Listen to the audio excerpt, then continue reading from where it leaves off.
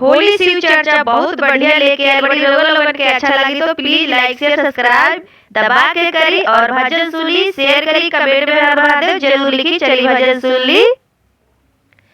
रंग बरसे भीगे माई के चुनरी, रंग बरसे भीगे माई के चुनरी, भीगे गौर माई के चुनरी, भीगे गौर माई के चुनरी, रंग बरसे भीगे माई के चुनरी, रंग बरसे भीगे माई के चुनरी।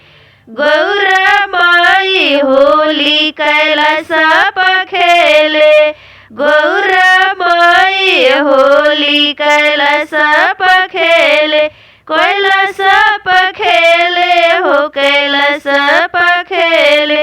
भोले बाबा भी गाई मैया की चुनरी, रंग बरसे भोले बाबा भी गाई मैया की चुनरी, रंग बरसे भीगे माई के चुनरी, रंग बरसे भीगे माई के चुनरी। सरस्वती मैया होली ब्रह्मांडा में खेले, सरस्वती मैया होली ब्रह्मांडा में खेले, ब्रह्मांडा में खेले हो ब्रह्मांडा में खेले।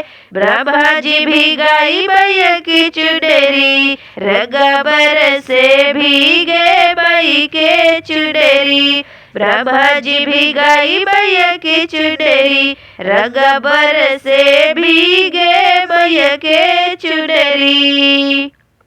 लक्ष्मी मैया होली बैकुंठ में खेले, लक्ष्मी मैया होली बैकुंठ में खेले, बैकुंठ में खेले हो बैकुंठ में खेले।